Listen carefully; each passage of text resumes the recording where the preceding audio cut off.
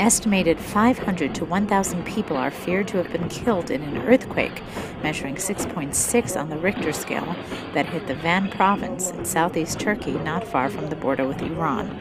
Turkish officials said some 3,000 houses were destroyed in the earthquake, which was also felt in Tel Aviv.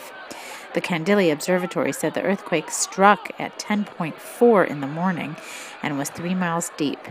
The U.S. Geological Survey initially reported the earthquake was of 7.6 magnitude. Israel's Defense Minister Ehud Barak instructed Amos Gilad, head of the ministry's Political and Security Bureau, to contact Turkish officials and offer aid and assistance.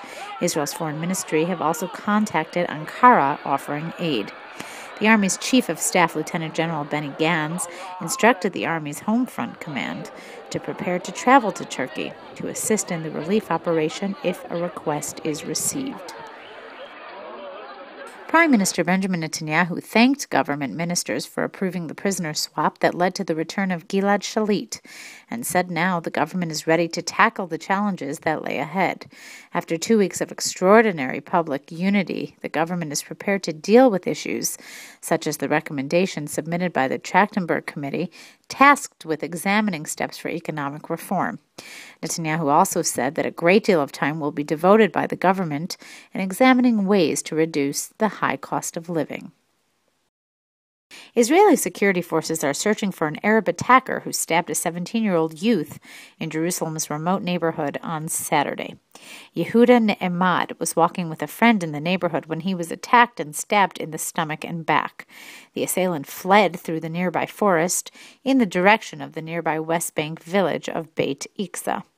Ne'emad's condition had stabilized on Sunday, and Israeli military and other security forces continued searching for the perpetrator in the Palestinian village and elsewhere in the area.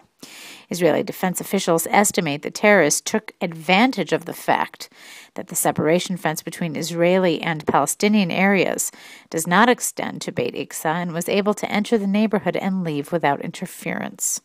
Meanwhile, border police on Sunday thwarted an apparent stabbing attack after they arrested a Palestinian at the Machpelah cave who had a knife in his possession.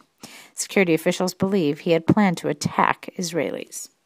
A peace deal between Israel and the Palestinians must ensure Israel's security and acceptance and lead to the establishment of a Palestinian state. These are words by Jordan's King Abdullah. Speaking at the World Economic Forum in Jordan, he criticized those who sought to close the door to peace. The king also met with Palestinian Prime Minister Salam Fayyad on the sidelines of the forum. Palestinian negotiator Saeb Erekat said the Palestinians had rejected an offer from Prime Minister Benjamin Netanyahu, who agreed to impose a partial settlement freeze in exchange for a return to negotiations. More than 1,000 people from 50 countries participated in the two-day forum, held on the Jordanian side of the Dead Sea. Ahmed Jabari, head of the Hamas military wing in Gaza, who planned the abduction of Israeli soldier Gilad Shalit, threatened more kidnappings would occur until all Palestinian prisoners are released from Israeli jails.